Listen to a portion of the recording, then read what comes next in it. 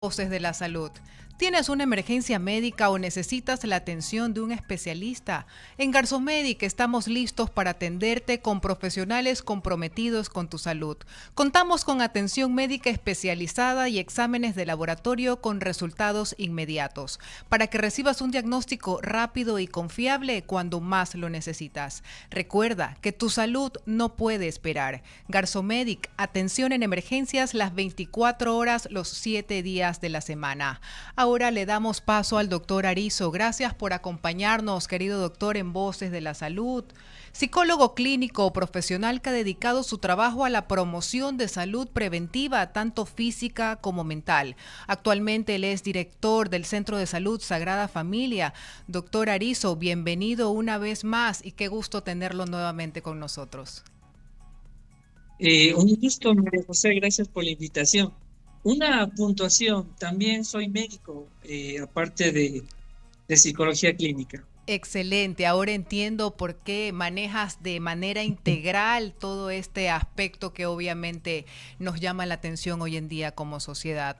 En el programa anterior, estimado doctor, ya explicábamos que identificarse como Terian no está catalogado como un trastorno psicológico, sino que se entiende más bien como una forma de identidad dentro de una subcultura juvenil. Pero cuando esto ocurre dentro del hogar, muchos padres, por desconocimiento, pueden sentirse confundidos o preocupados porque no saben cómo manejarlo, cómo brindar el acompañamiento de forma asertiva o quizás cómo interpretarlo. Desde la psicología, en su experiencia en el manejo del campo de la salud mental y de la medicina, ¿cómo debería reaccionar una familia si su hijo o hija les dice que se identifica hoy en día como un Teriam? Encantado. Miren, ser Terian no prescribe tener una patología. Recordemos que los manuales que nosotros manejamos en el CIE-10, en el CIE-11, en el DSM-5, no lo catalogamos como una enfermedad. Y hay algo muy importante. Los adolescentes recogen muchos datos de la constitución del yo, ya sea dentro de una vestimenta, de un tipo de música. Entonces, nosotros vemos que actualmente los adolescentes recogen muchísimos datos de las redes sociales. Por eso se denota que esta es una moda ampliada por redes sociales. Entonces, cuando vienen los papás, luego de esta entrevista me preguntaron mucho, doctor, en mi casa mi hijo tiene esa afinidad por un perrito. Y bueno, yo les digo, esta es una moda. ¿No les ha pasado que antes había la moda de tener una camiseta de algún color? ¿Y qué pasó con esa camiseta? Muchas veces se quedó en el closet y ya no se la ocupa. De igual forma, esta es una moda. Esta es una unión que tienen los chicos, tanto psicológica como espiritualmente. Cuando nosotros nos preguntamos, decimos, bueno, aquí hay algo más. Cuando la persona ya no se reconoce biológicamente, es decir, cuando una persona sabe que biológicamente no es un animal, sabemos que caminamos por la senda de la salud. Pero cuando se desfigura esta realidad y se vuelve una fantasía, un delirio, es cuando tenemos nosotros que ya remitir al especialista del caso. Porque aquí podemos tener ya el inicio de una enfermedad. En este caso se conjuga mucho con una esquizofrenia, con una bipolaridad con síntomas psicóticos, con una depresión psicótica también. Por eso es importante recalcar que cada caso es independiente, ¿sí? Cada persona tiene que acudir a su psicólogo, a su médico, a su psiquiatra de confianza para determinar por qué este adolescente se identifica como un animal en especial, ¿sí? Recordemos, muchas veces me dicen, doctor, tengo un hijo que se cree un lobo. Bueno, entonces tenemos que puntualizar por qué tenemos esa conducta de asemejarnos a un lobo. Quizás es un chico que no tiene amigos, que necesita una manada, necesita un tribu, necesita la aceptación de su grupo de amigos. ¿Por qué queremos ser perritos? ¿Acaso necesitamos un poco de ternura, de cariño, de amor del hogar? Recordemos muchas veces que un animal no se siente identificado con el dedo, no se siente de alguna manera tratado mal. Un animal es sinónimo de tratarlo con ternura, de tratarlo con amor. ¿No será que en casa nos falta más ternura? ¿No será que en casa nos falta más comprensión, más amor? Es aquí cuando se les tiene que hacer un llamado a los padres de familia. ¿Qué es lo que está faltando en la casa? Que ese chico quiere identificarse con un animal que sí tiene eso que el chico necesita. Qué acertado su comentario. Es decir, la clave probablemente no es para el padre de familia entrar en el conflicto o quizás entrar en negación, sino más bien, como usted manifiesta, entender qué hay detrás de esa identidad y de qué manera podemos acompañar al adolescente, pero de forma constructiva y saludable. Otra inquietud que surge es qué pasa cuando un adolescente que se identifica como Terian llega a una consulta psicológica o a un centro de salud, porque todavía existe mucho vacío y desconocimiento sobre este tema dentro del territorio. En un contexto clínico, doctor, ¿cómo debería abordar un profesional de salud a un adolescente que se define como un Terian, sin patologizarlo, pero tampoco ignorando su bienestar emocional? Primeramente, nosotros tenemos que no señalarlos con el dedo. Tampoco nosotros tenemos que equiparar otro tipo de soluciones. Por ejemplo, yo tengo muchos padres que me dicen, doctor, en mis tiempos, si le diera con la correa, ahí se termina el problema.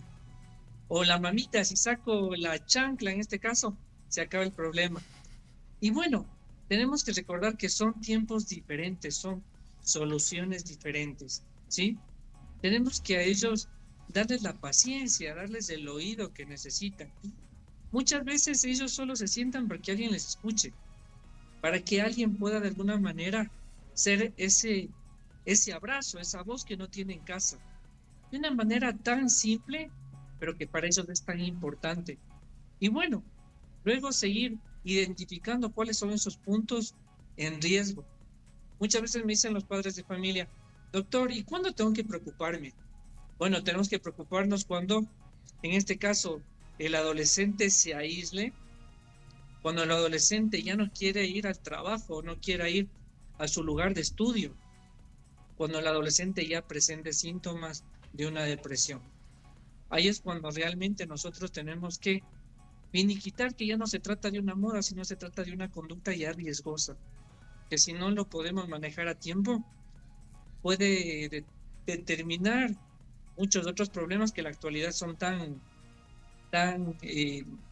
comunes, ¿sí? Lamentablemente, como vimos en este caso de esta escuela en Quito, que una estudiante sufría bullying, no se le determinó la importancia del caso y lamentablemente hoy no está con nosotros.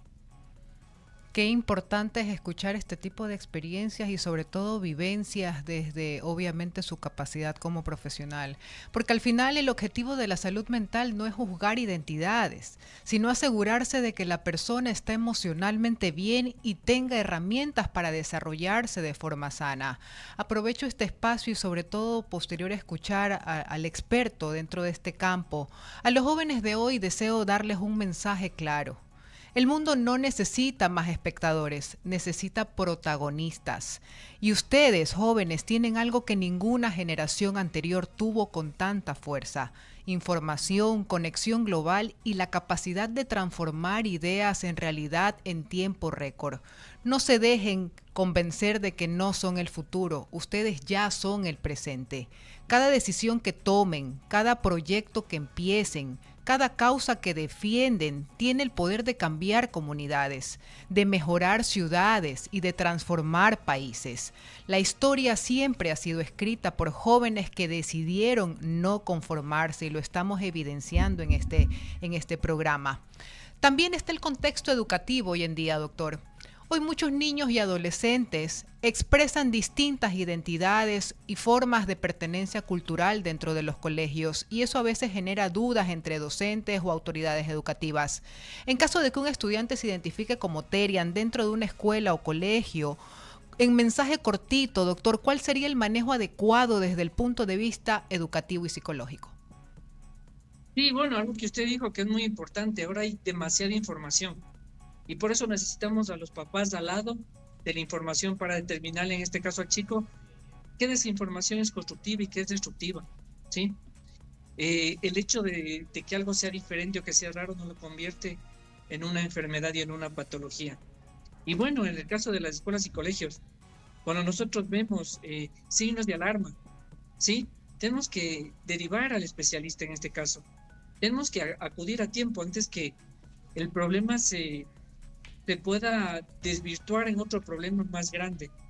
Lo que nosotros le decimos a todos los profesores es, si nosotros vemos que el chico tiene otra conducta diferente, ya no le gusta lo que hacía, no quiere unirse al grupo, por favor, veamos qué está pasando en la casa, ¿sí?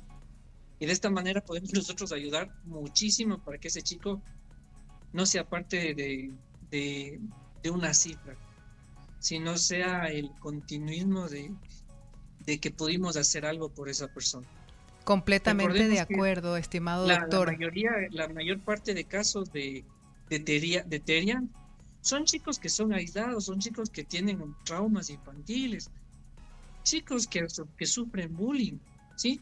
Recordemos que los adolescentes de ahora son el resultado de una pandemia donde chicos no podían expresarse, no tenían amigos, pasaban encerrados en sus casas.